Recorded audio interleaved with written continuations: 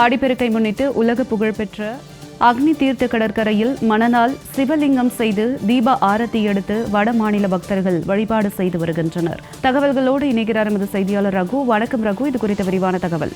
கண்டிப்பாக ஜனனி, ஆடி 18ஆம் பெருக்கு தினத்தை முன்னிட்டு உலக புகழ்பெற்ற ராமேஸ்வரம் ராமநாத சுவாமி கோவிலில் அதிகாலையிலேயே வழிபாடு செய்வதற்காக பக்தர்கள் குவிந்துள்ளனர். நீண்ட வரிசையில் காத்திருந்து சுவாமி தரிசனம் செய்து வருகின்றனர். உள்ளூர் பக்தர்கள் மட்டுமின்றி வெளி மாநிலங்களிலிருந்தும் வெளி மாவட்டங்களிலிருந்தும் ஏராளமான பக்தர்கள் தரிசனத்திற்காக வருகை தந்துள்ளனர். நீண்ட வரிசையில் காத்திருந்து பக்தர்கள் சுவாமி தரிசனம் செய்து வருகின்றனர். முன்னதாக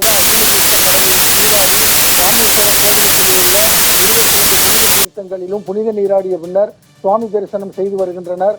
ராமேஸ்வரத்தில் உள்ள புனித அக்னி தீர்த்த கடற்கரையில் புனித நீராடிய வட மாநில பக்தர்கள் கடற்கரை மணலால் சிவலிங்கம் செய்து கடல் நீரால் அபிஷேகம் செய்து மலர்களால் அலங்கரித்து சிறப்பு பூஜைகள் செய்து வழிபாடு நடத்தி வருகின்றனர்.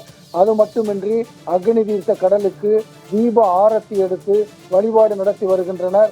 ராமேஸ்வரம் அக்னி தீர்த்த கடற்கரையில் ஆயிரக்கணக்கான பக்தர்கள் குவிந்து அதிகாலையில் இருந்தே புனித நீராடி வருகின்றனர்.